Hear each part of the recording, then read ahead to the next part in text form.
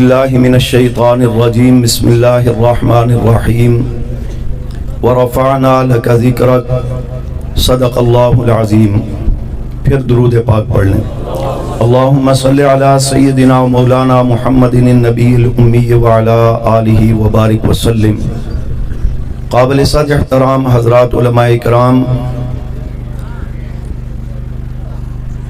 اور علاقہ کے زعماء، محترم بزرگوں، میرے ہم سفر ہم مشن ساتھیوں، حسب سابق 12 ربیع الاول کی نسبت سے ڈوک آجڑی چکوال میں امام الانبیاء حضرت محمد کریم صلی اللہ علیہ وسلم کی سیرت طیبہ کے حوالے سے یہ خوبصورت کانفرنس انعقاد پذیر ہے۔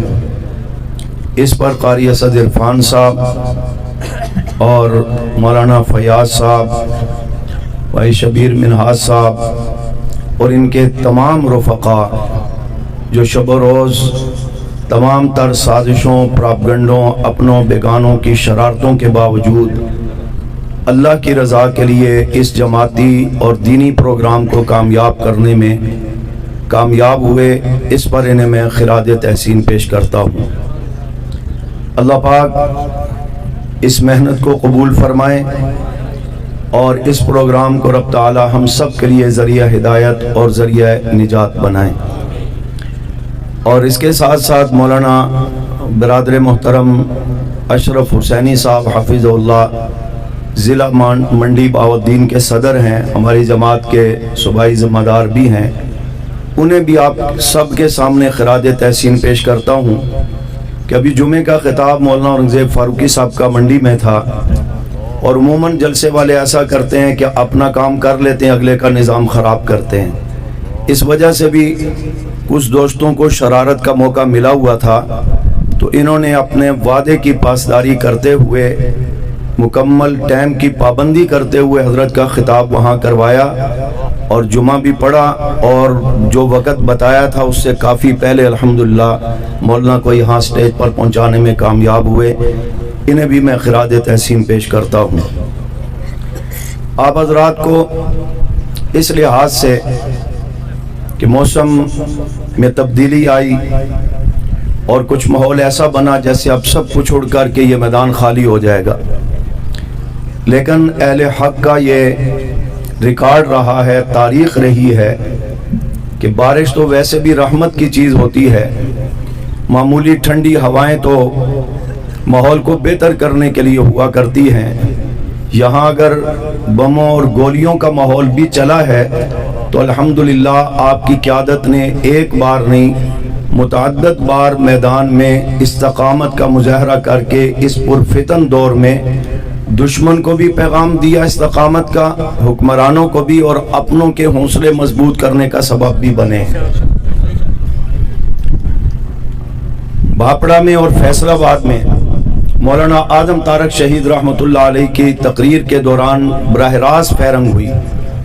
ایک واقعہ میں بھی ساتھ موجود تھا، براہ راست اہل تشیع کی یوں فائرنگ ہوئی، لیکن اپنی گفتگو بھی پوری کی اور جگہ سے پاؤں نہیں ہلائے۔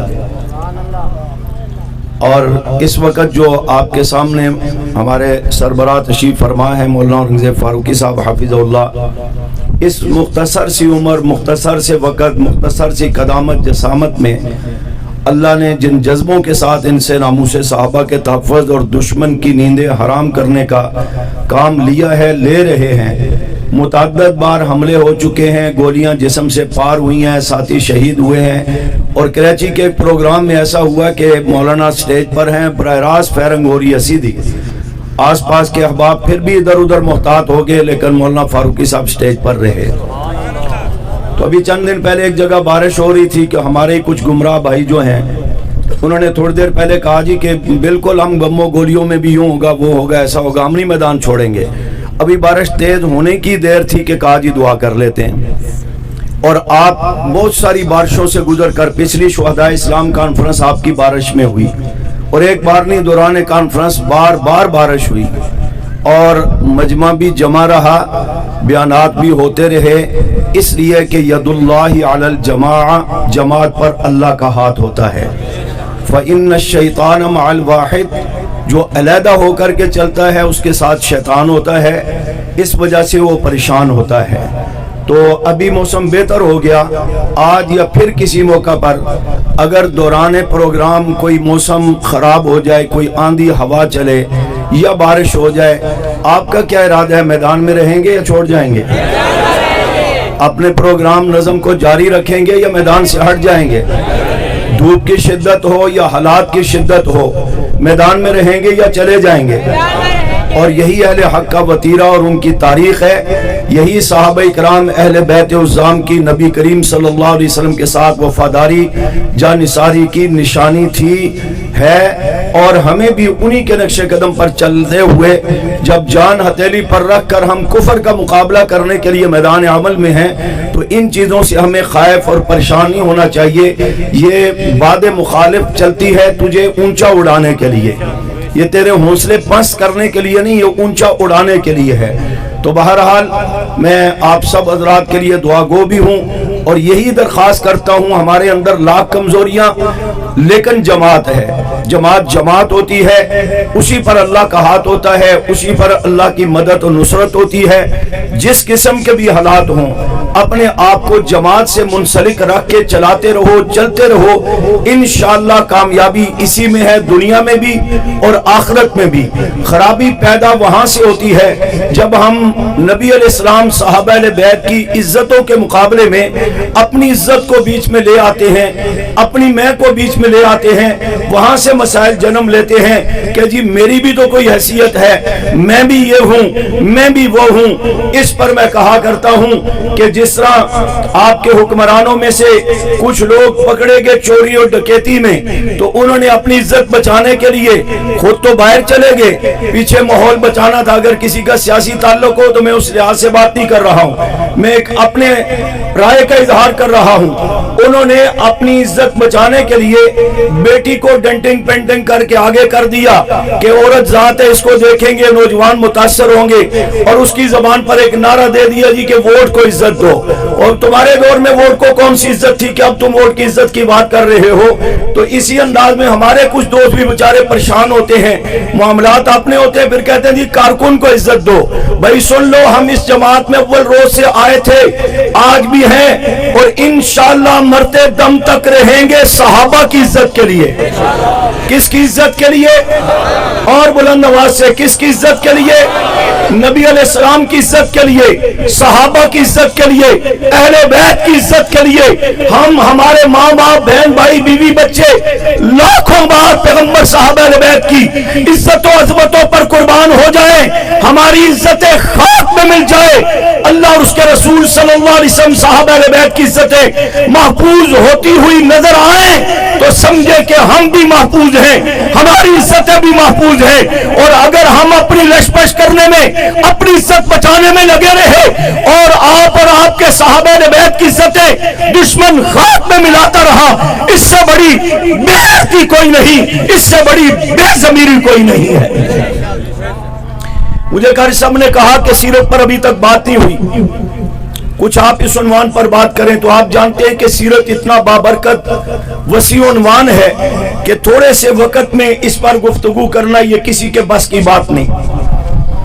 اللہ تبارک و تعالیٰ نے اپنے محبوب صلی اللہ علیہ وسلم کی سیرت کو بیان کرتے ہوئے 23 سال گویا کہ لگائے، الحمد سے لے کر والناس تک پورا قرآن پاک، کان خلقہ القرآن، نبی کریم صلی اللہ علیہ وسلم کی سراپا سیرت ہے، یہ نازل کرنے میں اور سمجھانے بتانے پڑھانے میں 23 سال لگائے۔ چند لمحوں میں کیا عرض کر سکتا ہوں، صرف حصہ ڈالنے کے لیے 12 ربیع الاول کے حوالے سے ایک دو جملے عرض کر کے اپنی بات کو اختتام کی طرف لاؤں، پھر آپ حضرت کا بیان سنیں گے۔ بطور بحث کے نہیں، علماء نے لکھا ہے کہ آپ صلی اللہ علیہ وسلم کی ولادت بسعادت 8 ربیع الاول، 9 ربیع الاول، 12 ربیع الاول، 27 ربیع الاول کو ہوئی۔ مختلف روایات میں مختلف تذکرے موجود ہیں، بعض علماء نے تحقیق کر کے 9 ربیع الاول پر زیادہ متوجہ کیا ہے، اور اس کی ایک دلیل یہ دی ہے، میں نے ابھی قرآن کریم کی آیت پڑھی کہ اللہ نے اپنے محبوب صلی اللہ علیہ وسلم کی ذات و صفاتوں کو اتنا بلند و بالا، عرفہ اور اعلیٰ بنایا ہے کہ آپ ساری دنیا میں اللہ نے آپ کو ممتاز اور منفرد مقام عطا فرمایا۔ فرمایا ہے آپ کے کسی بھی اعتبار سے آپ کے برابری کوئی نہیں کر سکا نہ کر سکتا ہے. اور پھر یہ بات بھی قرآن و سنت کی روشنی میں جب آپ کی سیرت کو پڑھیں گے تو بڑے واضح طور پر آپ کے سامنے آئے گی کہ اللہ نے آپ کی نسبت سے جو چیزیں بھی آپ کی نسبت میں قائم فرما دی ہیں, جن چیزوں کا تعلق آپ سے بنا دیا ہے, جس طرح آپ کی شان اعلیٰ اور عرفہ بلند و بالا اور عروج والی ہے, اس میں کمزوری اور زوال اور کمی نہیں پائی جاتی. اسی انداز میں جو چیز آپ سے منسلک ہوگی اللہ نے اس کو بھی بلندیاں عطا فرما دی.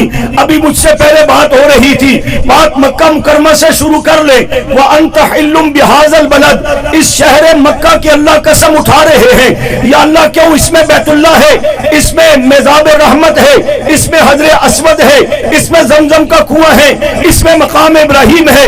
کہا یہ سب کچھ تو پہلے بھی تھا, آج یہ قسم کیوں اٹھائی جا رہی ہے, مکہ کو یہ اعزاز کیوں مل رہا ہے؟ فرمایا وَأَنْتَ حِلٌّ بِهَذَا الْبَلَدِ, میرے محبوب کے قدم اس مکہ کی سرزمین پر لگے ہیں. محبوب بلندیوں والا ہے, میں نے مکہ کو مکرمہ بنا کر کے اسے بھی بلندیوں والا بنا دیا ہے. آپ ہجرت کر کے مدینہ طیبہ تشریف لے گئے, مدینہ کو یثرب کہا جاتا تھا, سیم و زر والی جگہ. آج آپ یثرب کہیں گے تو گناہ ہوگا, علماء نے منع لکھا ہے. اب مدینہ کو مدینہ طیبہ کہا گیا, قاہرہ کہا جاتا ہے, منسہ ممرہ کہا جاتا ہے, کیونکہ مدینہ کی نسبت میرے آقا کے ساتھ ہو گئی. آقا کی شان بلند ہے, مدینہ بھی بلند ہو گیا. اسی انداز میں جو شریعت آپ صلی اللہ علیہ وسلم پر نازل ہوئی ہے, آپ کی نسبت ہے وہ ساری شریعتوں سے اعلیٰ. جو کتاب اللہ نے آپ کے قلب طاہر پر نازل فرمائی وہ ساری کتابوں میں اعلیٰ, اور جو اصحاب آپ کی جماعت آپ کو بنا کر کے دی وہ جماعت ساری جماعتوں میں اعلیٰ. ازواج آپ کی سارے نبیوں کی بیویوں میں اعلیٰ, بنات آپ کی ساری بچیوں میں اعلیٰ. صدیق تو پہلے عبداللہ تھے نا, جب حضور سے نسبت قائم ہوئی ہے اللہ نے بلند مقام عطا فرمایا, صدیق اکبر کی شان اور مقام مل گیا ہے. عمر آئے تو عمر تھے, آپ سے نسبت قائم ہوئی, فاروق اعظم کا مقام مل گیا. آئے تو عثمان تھے, حضور سے نسبت قائم ہوئی, ذی النورین کا شان مل گیا. آئے تو علی تھے, حضور سے نسبت قائم ہوئی, حیدر کرار کا مقام مل گیا. آئے تو حسنین کریمین تھے, حضور سے نسبت قائم ہوئی, کریمین شریفین کی سطح مقام مل گیا. آئے تو امیر معاویہ تھے, نبی سے نسبت قائم ہوئی, فاتح شام و قبرص بھی بنا دیے گئے, کاتب وحی بھی بنا دیے گئے. آئے تو عبداللہ بن مسعود تھے, حضور سے نسبت قائم ہوئی تو آپ کو فقیہ امت کا مقام مل گیا. آئے تو عبداللہ بن عباس تھے, حضور سے نسبت قائم ہوئی, اب مفسر قرآن کا مقام مل گیا, مفسر امت کا مقام مل گیا. اسی انداز میں وہ جنبی حالت میں حنظلہ شہید ہوتے ہیں, فرشتے غسل دیتے ہیں تو غسیل الملائکہ کا اعزاز مل گیا. اسی انداز میں دیگر صحابہ بھی آئے, مختلف قوموں صوبوں علاقوں سے آئے, حضور سے نسبت قائم ہوتی گئی. مقام صحابیت جو مقام نبوت کے بعد سب سے بڑا مقام ہے, وہ شان عظمت رفعت اللہ نے ان کو عطا کر کے اتنی بلندیاں عطا فرما دی کہ حبشے کا کالا بلال ہے, رنگ کا کالا ہے, کرتا پار پار ہے, پر محمد صلی اللہ علیہ وسلم کا یار ہے. نسبت قائم ہوئی, مؤذن رسول بھی بن گئے, شان مقام اتنا بڑھ گیا کہ بلال چلتے زمین پر ہے, پاؤں کی ہٹ کی آواز جنت میں سنائی دیتی ہے. وَرَفَعْنَا لَكَ ذِكْرَكَ کہہ کر کے اللہ نے صرف یہ نہیں بتایا کہ میرے محبوب آپ کا شان میں نے بلند کیا ہے, ذکر بلند کیا ہے, نام بلند کیا ہے. وہ تو دشمن کا تانا تھا کہ آپ کا دین مکہ سے باہر نہیں جائے گا, آپ کا نام مکہ سے باہر نہیں جائے گا, اور دشمن یہ تانا دے کر آپ کو کبیدہ خاطر پریشان کرتے تھے. اللہ نے ہر موقع پر دشمن کے حرزہ سرائی کا جواب کبھی صورت وضحا کی صورت میں, کبھی صورت قلم کی صورت میں, کبھی دیگر آیات کی صورت میں دیا. آپ کی گستاخی کرنے والوں کو رب نے یہاں تک ولید بن مغیرہ کو اتلم بعد ذالک ظلیم کہہ کر کے حرام زادہ تک بتایا. لیکن یہاں پر جو کافروں نے کہا تھا محبوب آپ کا شان, آپ کا نام, آپ کا اسلام, آپ کا قرآن, آپ کا دین, یہ ماننے والے مسلمان, یہ سب چند دنوں کی کہانی ہے, سب کچھ کچھ مکہ میں ختم ہو کر کے رہ جائے گا۔ اللہ نے فرمایا محبوب پریشان نہ ہو، میں نے آپ کا مبعوث کیا ہے، آپ کا نام بھی بڑھے گا، قرآن بھی بڑھے گا، اسلام بھی بڑھے گا، پوری دنیا میں پھیلے گا۔ 1.25 لاکھ صحابہ حضور علیہ السلام پر ایمان لانے والے جب آقا دنیا سے رخصت ہوتے ہیں، 10,000 صحابہ کی قبریں مکہ مکرمہ مدینہ طیبہ میں ہیں، باقی کدھر گئے؟ دنیا سیرت اور تاریخ کی کتابیں لکھتی ہے پوری دنیا میں صحابہ پیغمبر کا پیغام لے کر کے پھیل گئے، جس میں آپ کے پاکستان میں سن 16 ہجری سے لے کر سن 42-43 ہجری تک، حضرت عمر کے دور سے لے کر حضرت معاویہ رضی اللہ تعالی عنہ کے دور تک پاکستان میں دین اسلام سب سے پہلے پیغمبر کے صحابہ لے کر کے آئے اور پوری دنیا میں پھیلایا۔ دین اسلام بھی نکلا، پوری دنیا میں پھیلا بھی، غالب ہوا۔ حضور کے دور میں 9 لاکھ مربع میل زمین پر اسلام کا غلبہ تھا۔ حضرت صدیق اکبر آئے تو 11 لاکھ تک بڑھ گیا، حضرت عمر آئے تو 22 لاکھ تک اضافہ ہو گیا، حضرت عثمان آئے تو 44 لاکھ میں سلسلہ آگے بڑھا۔ دشمن پھر سر جوڑ کر کے بیٹھا، ان کو آپس میں صحابہ کو الجھا دیا، انتشار اور اختلاف پیدا کیا، لیکن ایمان عقیدہ نظریہ مضبوط تھے۔ ان حالات سے گزر کر کے بھی صحابہ نے کمان حضرت معاویہ کے ہاتھ میں دی، آپ نے پھر ڈنڈا لے کر کفر کو سمجھایا، سبق سکھایا، تو 64,65,000 مربع میل زمین جو پوری دنیا کے 1,20 لاکھ جغرافیہ کا نصف سے زائد حصہ بنتا ہے، اتنے بڑے خطے پر اسلام کو غالب کر کے دکھایا۔ تو دین بھی نکلا مکہ سے، پوری دنیا میں بھی پھیلا۔ میں نے صرف اشارہ کیا، تفصیلات کا وقت نہیں رہ گئی بات حضور کی شان ورفعنا لک ذکرم، مقام بھی بلند ہے، نام بھی بلند ہے، تذکرے بھی بلند ہیں، بلند بھی ہیں، عام بھی ہیں۔ آدم علیہ السلام اپنے بیٹے سے کہتے ہیں بیٹا جب بھی اللہ کا ذکر کرو گے، لا الہ الا اللہ پڑھو گے، ساتھ محمد الرسول اللہ صلی اللہ علیہ وسلم پر درود پاک ضرور پڑھنا۔ بیٹے نے کہا جی وہ کون ہے، کیا تعارف ہے؟ کہا تفصیلات تو میرے علم میں نہیں، لیکن جب مجھے پیدا کیا گیا تو میں نے دیکھا عرش معلیٰ پر لا الہ الا اللہ لکھا ہے، ساتھ محمد الرسول اللہ لکھا ہے۔ میں جنت میں گیا تو جنت کے ستونوں پر لا الہ الا اللہ لکھا تھا، ساتھ محمد الرسول اللہ لکھا تھا۔ میں نے حوروں کے سینوں پر دیکھا، لا الہ الا اللہ لکھا ہے، ساتھ محمد الرسول اللہ لکھا ہے۔ فرشتوں کی پیشانی پر دیکھا، لا الہ الا اللہ لکھا ہے، ساتھ محمد الرسول اللہ لکھا ہے۔ سدرۃ المنتہا سے گزرے، جدھر بھی دیکھا لا الہ الا اللہ لکھا ہے، محمد الرسول اللہ لکھا ہے۔ اسی انداز میں شجر طوبہ کے پتوں پر دیکھا، لا الہ الا اللہ ہے، ساتھ محمد الرسول اللہ ہے۔ جب ہر جگہ اللہ کے نام کے ساتھ محمد الرسول اللہ صلی اللہ علیہ وسلم کا نام ہے تو میں سمجھ گیا یہ کوئی برگزیدہ ہستی ہے، بڑی شان عظمت مقام اور رفتوں والی ہستی ہے کہ جہاں جس کا تذکرہ اللہ نے اپنے نام کے ساتھ ہر جگہ پر رکھا ہے، کیونکہ رب نے دشمن کو بتانا تھا تم کہو گے یہ نام باہر نہیں جائے گا، کوئی جان پہچان نہیں رہے گی، میں رب اعلان کر کے تمہیں بتاؤں گا۔ وَرَفَعْنَا لَكَ ذِكْرَكَ، پوری دنیا میں جہاں جب جس وقت مجھے رب کا نام لیا جائے گا، محبوب دشمن کے تبرے سے پریشان ہونے کی، کبھی خاطر ہونے کی ضرورت نہیں۔ میرے نام کے ساتھ پوری دنیا میں ہر جگہ پر آپ کا نام بھی بلند بھی ہوگا، گونجتا بھی رہے گا، ذکر عام بھی ہوتا رہے گا۔ آپ انبیاء علیہ السلام کے تمام تذکروں میں پڑھیں گے، اللہ کے نام کے ساتھ رسول اللہ صلی اللہ علیہ وسلم کا تذکرہ مل جائے گا۔ آسمان سے 127 صحیفے قوم و پیش نازل ہوئے، اللہ کے ذکر کے ساتھ محمد الرسول اللہ کا تذکرہ مل جائے گا۔ تورات میں اللہ کے ذکر کے ساتھ محمد الرسول اللہ کا ذکر ملے گا۔ زبور اور انجیل میں اللہ کے ذکر کے ساتھ محمد الرسول اللہ کا ذکر ملے گا۔ الحمد سے لے کر والناس تک قرآن پاک کے 30 پاروں میں 540 رکوع، 114 صورتیں، 6236 آیات، 6666 اصول کافی کی روایت ہے۔ 6236 آیات میں جس آیت میں جس انداز میں اللہ کا ذکر ملے گا، ساتھ محمد الرسول اللہ کا ذکر ملے گا۔ صدیق عمر عثمان علی طلحہ زبیر و معاویہ سے لے کر آج تک کے مسلمان اور قیامت تک کے مسلمان اربوں خربوں لا تعداد، ان سب کی زبانوں پر ایک بار نہیں لا تعداد مرتبہ لا الہ الا اللہ جاری ہوتا ہے، ساتھ محمد الرسول اللہ حضور کا ذکر بھی آپ کو نظر آئے گا۔ بات سمجھ آ رہی ہے؟ خطبہ پڑھتے ہیں، نبی علیہ السلام نے پڑھا، صحابہ نے پڑھا، اہل بیت نے پڑھا، علماء اور یا میں اور آپ آج بھی پڑھتے ہیں۔ ابھی مولانا جانوی صاحب نے جمعے کا خطبہ پڑھا۔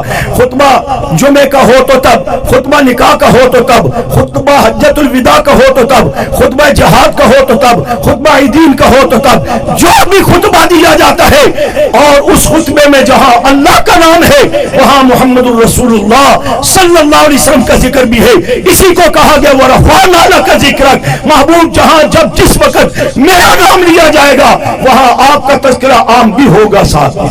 ایک مثال دے کر بات کو اختتام کی طرف لاؤں۔ روایات میں اس بات کو سمجھانے کے لیے اذان کی مثال دی گئی کہ اذان 5 وقت میں ہوتی ہے، 5 نمازوں کے لیے، اور پوری دنیا میں اذان ہوتی ہے۔ آپ کے چکوال میں بھی ہوتی ہے؟ کتنی ہوتی ہے؟ کتنی ہوتی ہے؟ ذرا خیال سے سوچ کے کتنی ہوتی ہیں؟ 3 تو نہیں ہوتی۔ اعتکاف کے دوران 2 اسٹوڈنٹ نوجوان بیٹھے تھے، میں نے جمعے کی تقریر میں کوئی لفظ کہہ دیا اہل تشیع کے کفر کے حوالے سے، آپ نے کافر کہا، میں نے کہا 35-36 سال سے کہہ رہے ہیں، کوئی آج کی بات تو نہیں ہے۔ بڑے تعجب سے پوچھنے لگا، میں نے کہا کیوں، آپ کیا سمجھتے ہیں؟ میں سمجھ گیا بیچاروں کا ذہن خالی ہے۔ کہتے جی مسلمان۔ میں نے کہا کیوں؟ جی نماز پڑھتے ہیں، نماز جو پڑھتے ہیں۔ تو میں نے کہا کتنی پڑھتے ہیں آپ، کتنی پڑھتے ہیں؟ کہتے ہیں 5۔ میں نے کہا وہ تھوڑے خاموش ہو گئے، پھر کہنے لگے جی 3۔ میں نے کہا آپ کی مسجدوں میں اذان ہوتی ہے، کتنی ہوتی ہیں؟ کہتے ہیں 5۔ میں نے کہا ان کی مسجد میں، ان کے باڑے میں 3۔ میں نے کہا کیوں، مسلمان ہے نا؟ بریلوی، دیوبندی، اہل حدیث، پوری دنیا کے مسلمان 5 نمازیں، 5 اذانیں، ایسا ہی ہے یا نہیں ہے؟ بلند آواز سے۔ تو مسلمان ہے، چاہے مسلمانوں کے کسی مسلک سے بھی تعلق ہے، تو پھر 5 کے بجائے 3 کیوں؟ یہ تعداد میں گڑبڑ کیوں؟ اور اسی انداز میں نے کہا رمضان کا مہینہ ہے، پورے محلے کا چکر لگا لے، آپ تو اعتکاف میں ہے، بھائی کو بیچ کر پتہ کر لے، بریلوی، دیوبندی، اہل حدیث تمام مسلمانوں کی مسجدوں میں تراویح بھی ہو رہی ہے، قرآن بھی پڑھا جا رہا ہے۔ کسی مرزاڑے، کسی باڑے میں ہے ایسا مسئلہ؟ کہتے جو وہ مسلمان ہے تو پھر وہاں کیوں نہیں ہو رہا یہ سلسلہ؟ اس لیے کہ دال میں کچھ کالا کالا ہے۔ ہمارے نزدیک تو ساری دال ہی کالی ہے ان کی۔ نہیں سمجھ آئی؟ وہ کہنے لگے ہاں اب بات سمجھ، پھر آپس میں بحث کرنے لگ گیا۔ اگلے دن کہنے لگے ہم نے تو توجہ ہی نہیں کی ہے۔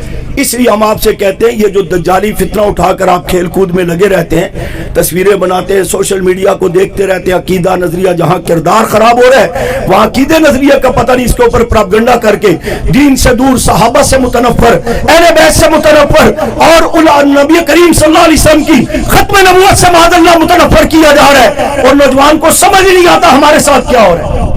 اسی اپنے آپ کو محتاط کرو، علماء سے تعلق بناؤ، قرآن و حدیث سے تعلق قائم کرو، صحابہ کے واقعات، اہل بیت کے واقعات مستند کتابوں میں پڑھو، گھروں میں، دفتروں میں، گاڑیوں میں، ہر جگہ پر صحابہ کے تذکرے کو عام کرو گے تو اللہ پاک آپ کو فتنوں سے محفوظ رکھیں گے۔ بات میں کر رہا تھا وَرَفَعْنَا لَكَ ذِكْرَكَ، اللہ نے فرمایا جہاں میرا نام بلند ہوگا محبوب ہمیشہ آپ کا نام بھی بلند ہوگا۔ اس کو سمجھانے کے لیے روایات میں اذان کی مثال دی جاتی ہے۔ اذان 5 وقت ہوتی ہے مسجدوں میں، تہجد کی اذان ملائی جائے تو 6 بھی ہو جاتی ہیں جیسا کہ حرمین میں ہوتا ہے۔ ایک اذان پہ لگائے جائیں 10 منٹ تو 1 گھنٹہ گویا کہ اذانیں ہوتی ہیں، اس کا مطلب ہے 23 منٹ خاموشی ہے بالکل؟ فرمایا نہیں، 24 گھنٹوں کے 1440 منٹ بنتے ہیں۔ علماء نے تحقیق کر کے بتایا کوئی منٹ ایسا نہیں کہ دنیا کے کسی نہ کسی خطے پر اذان نہ ہو رہی ہو، جب ہر منٹ میں اذان ہوتی ہے اس میں اللہ کا نام بھی بلند ہے، محمد الرسول اللہ کا نام بھی بلند ہے۔ اور مزید علماء نے تحقیق کر کے یہ بات بتائی کہ ہر ملک کا دوسرے ملک سے ٹائم کا فرق ہے۔ اس وقت آپ کے یہاں غالباً 4:30 بجنے والے ہیں، اور سعودیہ میں مدینہ طیبہ مکہ مکرمہ میں جائیں گے تو 2 گھنٹے پیچھے ہو جائیں گے، تو وہ جو ہے آپ کی، اور کئی ممالک میں صبح رات ہوگی، آپ کے ہاں دن ہے، تو اس بات کو ذہن میں رکھے۔ چھوٹی سی مثال دے رہا ہوں، علماء نے لکھا ہے کہ انڈونیشیا کا ملک انتہائی مشرقی علاقے میں واقع ہے، مشرقی علاقے میں انڈونیشیا، اس کے شہر سلزر نامی شہر سے سب سے پہلے اذان فجر کا آغاز ہوتا ہے۔ وہاں سے چلنے والی اذان فجر 1.5 گھنٹے کا فاصلہ طے کر کے انڈونیشیا کے دارالحکومت جکارتا تک پہنچتی ہے۔ جب جکارتا کی مسجدوں سے صدائے اللہ اکبر بلند ہوتی ہے، پیچھے سلسلہ ختم ہو جاتا ہے، پھر یہاں سے سلسلہ مغرب کی طرف بڑھتا ہے۔ 1.5 گھنٹے بعد اذان فجر جو ہے سماٹرا نامی شہر تک پہنچتی ہے، پھر سماٹرا سے 1 گھنٹے کا فاصلہ طے کر کے کے اذان فجر ملائیشیا کی طرف بڑھتی ہے.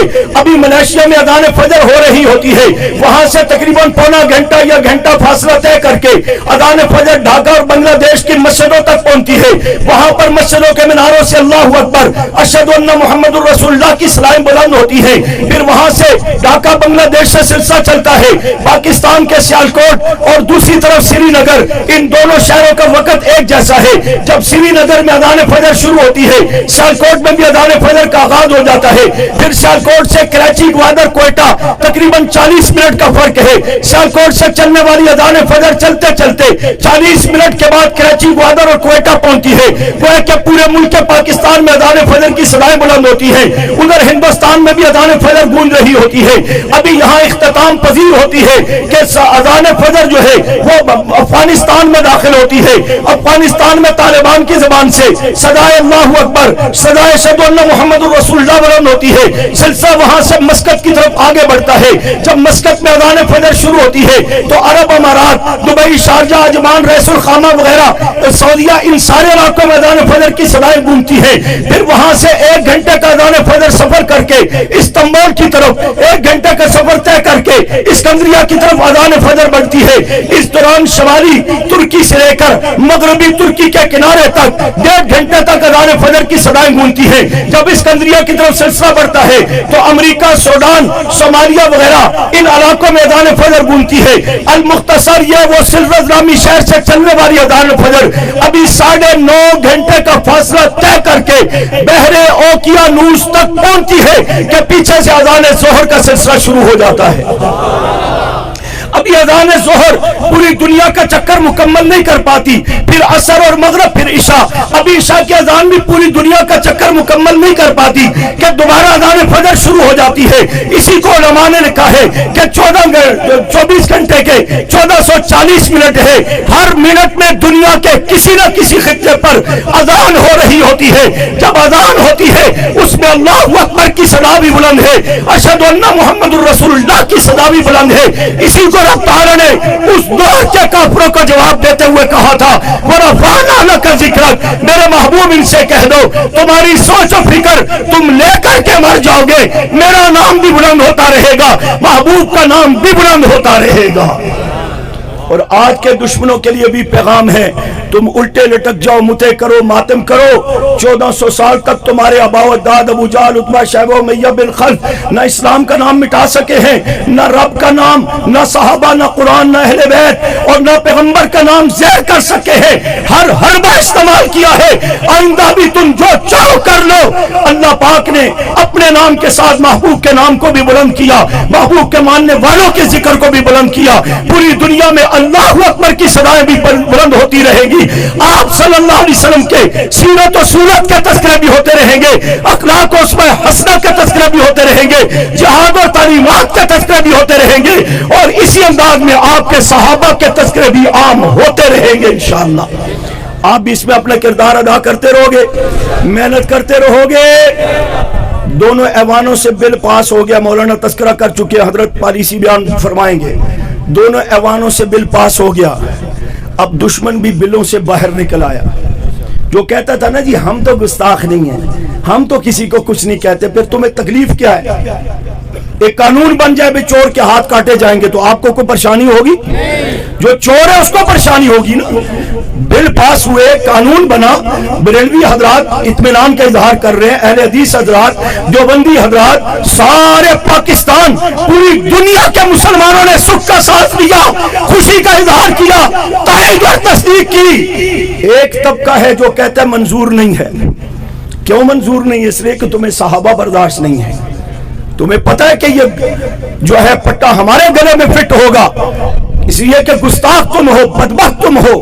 حکمرانوں کو کہنا چاہتے ہیں جو ہٹ درمی کا اظہار کر کے یہاں تک پہنچے کہ اس دور میں قادیانیوں نے کہا تھا ہمیں یہ قانون منظور نہیں ہے. آج یہ ان کی مانوی اولاد یہ کہہ رہی ہے ہمیں بھی منظور نہیں ہے. اور پھر صحابہ دشمنی میں بکھلاہٹ کا شکار ہو کر یہاں تک کہ گلگت میں صحابہ کے نام لے کر سرعام لانتے کروا رہے ہیں, حیدرآباد کے اندر پتلے جلائے جا رہے ہیں. حکمران کدھر ہے؟ قانون کدھر ہے؟ ادارے کدھر ہیں جو آئے روز مدارس کے اوپر نظر رکھے ہوئے ہیں، علماء پر نظر رکھتے ہیں؟ یہاں حضور کی شان بیان ہو، صحابہ بیت کا تذکرہ ہو، فوراً قانون حرکت میں آ جاتا ہے۔ آج یہ جلوس پیغمبر صلی اللہ علیہ وسلم کی نسبت کا چکوال سے چل رہا تھا، اتنی امریکہ کو تکلیف نہیں ہو رہی تھی جتنی آپ کے چکوال کے بعض اہلکاروں کو تکلیف تھی۔ یہ کدھر سے نکل آئے؟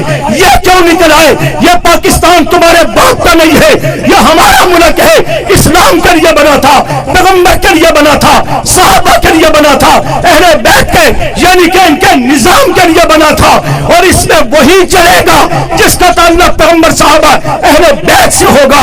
جو دشمن ہوگا یا دشمنوں کا ایجنٹ ہوگا اس کو پہلے بھی نہیں چلنے دیا، آئندہ بھی نہیں چلنے دیا جائے گا انشاءاللہ۔ تمہیں صحابہ کے نام لینے والوں کو تو پتہ لگتا ہے، یہ نکل رہے ہیں، یہ چل رہے ہیں، ان کے ہاتھوں میں پرچم اٹھائے ہوئے ہیں، لیکن جو صحابہ کو گالیاں نکال رہے ہیں، بخلاہٹ کا شکار ہو کر اب کھل کے سامنے آ گیا، تکیہ کی چادر اس نے اتار دی ہے یا پھاڑ کر کے ہم نے پھینک دی ہے، وہ کھل کر کے بھونک رہا ہے، وہ پتلے جلا رہا ہے۔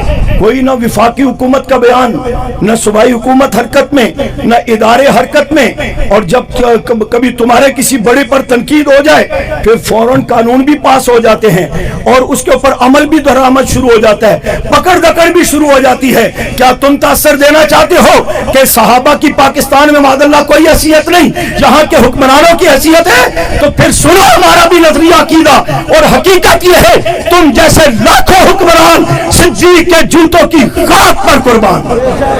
تمہیں جانتا کون تھا اگر یہ صحابہ نہ ہوتے؟ نہ یہ پاکستان بننا تھا، نہ تمہیں یہ منصبیں ملنے تھی، تمہیں حیا تک نہیں آتی۔ ہم آواز بلند کیے ہوئے ہیں کہ جس انداز میں ہم صحابہ کا دفاع کرتے ہیں اسی طرح ہم پاکستان کا دفاع کرنا بھی اپنی ذمہ داری سمجھتے ہیں۔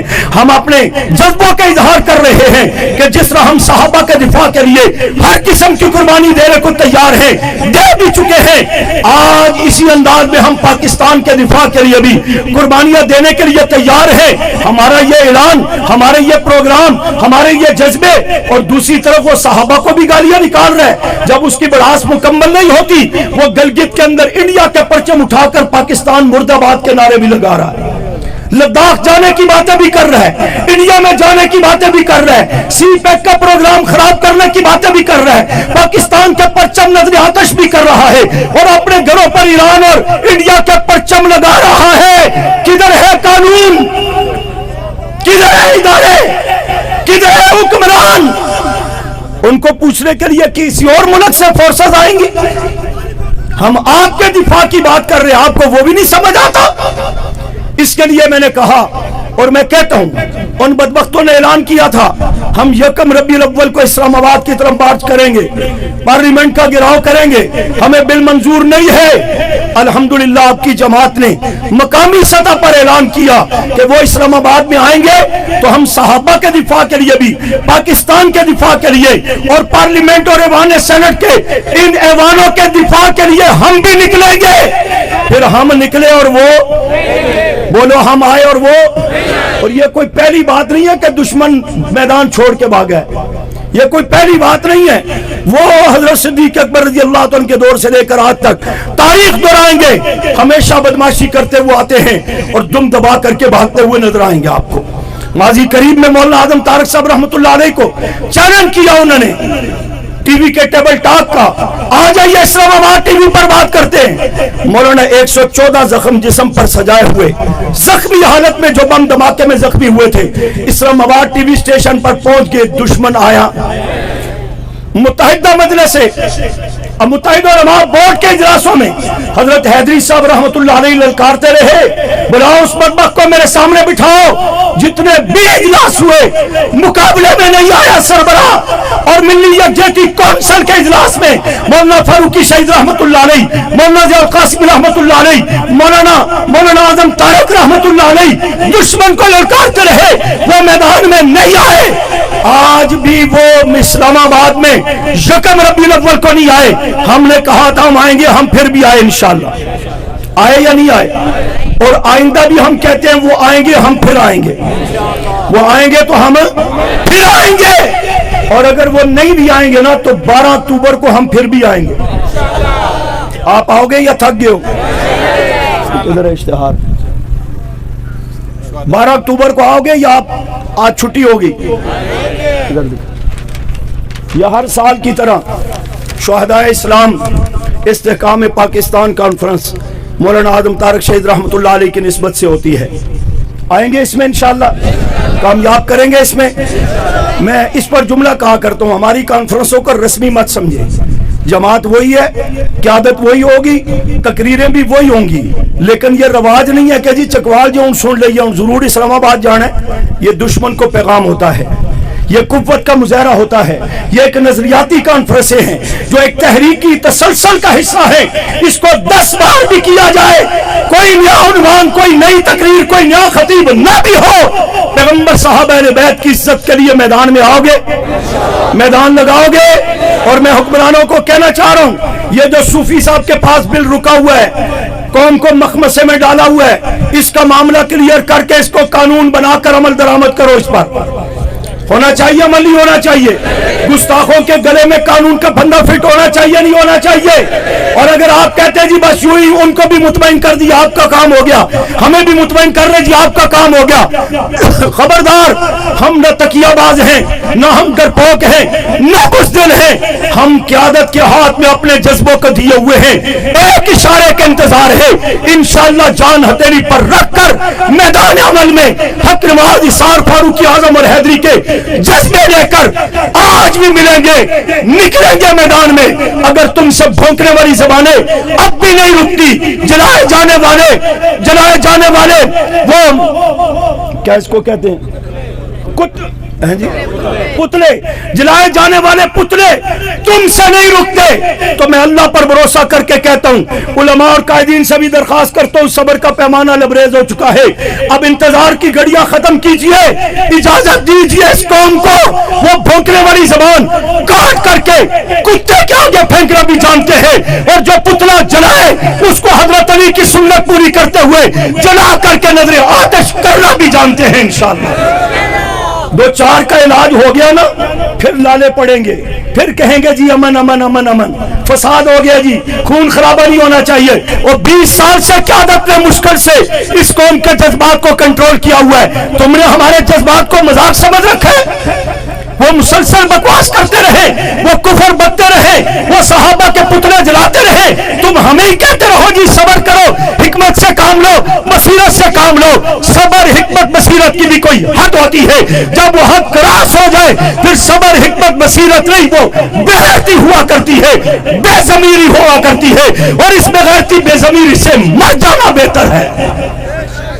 اس کے لیے قیادت آواز دے تو آؤ گے میدان میں؟ مہنگائی اور گرمی کا بہانہ تو نہیں کرو گے؟ میں کہہ رہا ہوں قرض لے کر آنا پڑے تو 12 اکتوبر کو اسلام آباد میں آئے، قرض لے کر کے آنا پڑے 12 اکتوبر کو اسلام آباد میں آئے۔ اگر بات پر توجہ دی گئی تو کانفرنس کریں گے، نہیں تو انشاءاللہ دفاع عمر مارچ ہوگا، دفاع صحابہ مارچ ہوگا، دفاع پاکستان مارچ ہوگا، جا کر کے ہم بھی پارلیمنٹ سے چیک کریں گے کہ وہ قانون کدھر ہے۔ اس کے لیے آؤ گے، ساتھ دو گے، بھرپور جذبوں کے ساتھ آؤ گے؟ تو میں کہنا چاہتا ہوں اندھیروں سے کہہ دو ٹھکانہ اپنا کر لیں، ہم نظم کے ساتھ بنیاد سحر رکھتے ہیں۔ وما